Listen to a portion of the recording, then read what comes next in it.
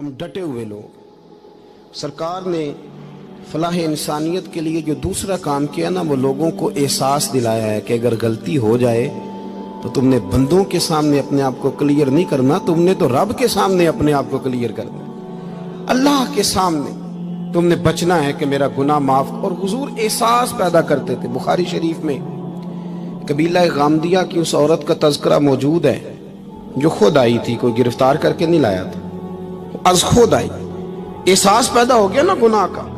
یہاں بہت ساری غلطیاں کر کے بھی لوگ جب اپنی بات کرتے ہیں تو کہتے ہیں کبھی یاد تو نہیں کسی کے ساتھ زیادتی کی ہو، یاد تو نہیں کبھی کسی کا. بھئی آپ نے اتنے بڑے ولی ہونے کا دعویٰ کر دیا.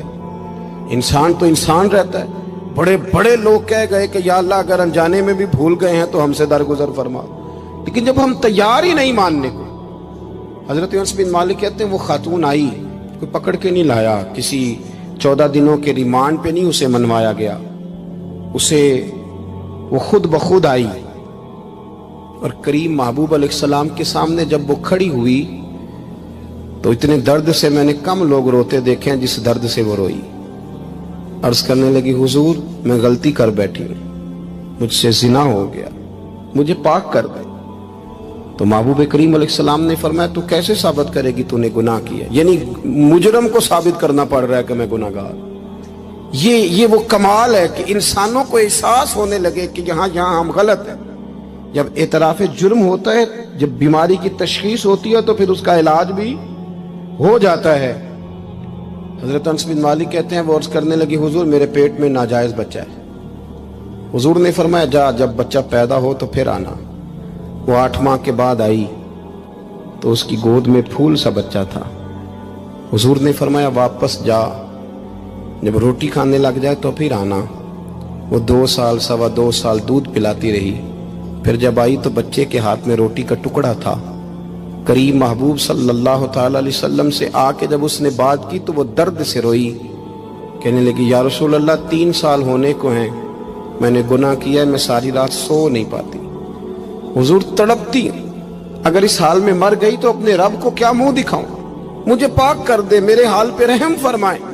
محبوب کریم صلی اللہ علیہ وسلم نے بچہ ایک صحابی کو دیا، فرمایا بچوں کی طرح پالنا، اور کہا اسے لے جاؤ، پتھر مار مار کے اسے سنسار کر دو. صحابہ کہتے ہیں اسے پتھر لگ رہے تھے اور حضور بے چینی کے ساتھ ٹہل رہے تھے.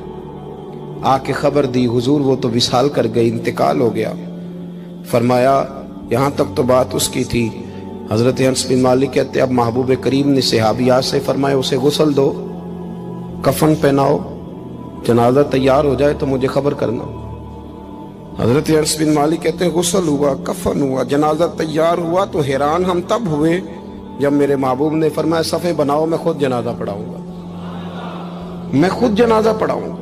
اور سرکار نے جنازہ پڑھایا تو ایک شخص کی زبان سے نکلا حضور اس ملعون کا معاذ اللہ جنازہ جس نے ناجائز بچہ جنا، اس کے لیے آپ دعا کر رہے ہیں، جنازہ پڑھا. حضور فرمانے لگے خاموش ہو جاؤ، تم نے گناہ دیکھا ہے، اس کا احساس نہیں دیکھا.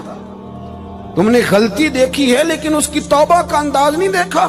اور صاحب کنز العمال نے یہ لفظ نقل کیے ہیں کہ کریم محبوب فرمانے لگے اس نے تو ایسی شاندار توبہ کی ہے کہ اگر میں اپنی ساری امت میں بانٹ دوں تو اللہ سب کی مغفرت فرما دے گا.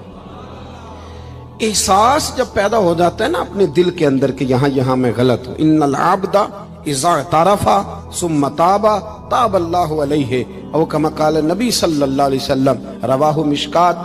حضور نے فرمایا جب کوئی بندہ کہتا ہے نا اللہ میں بھول گیا تھا، اور پھر وہ توبہ کرتا ہے تو رب اس کی توبہ کو فوراً ہی قبول فرما لیتا ہے. پہلی بات یہ کہ عقائد کو مضبوط رکھیں، مضبوط عقائد.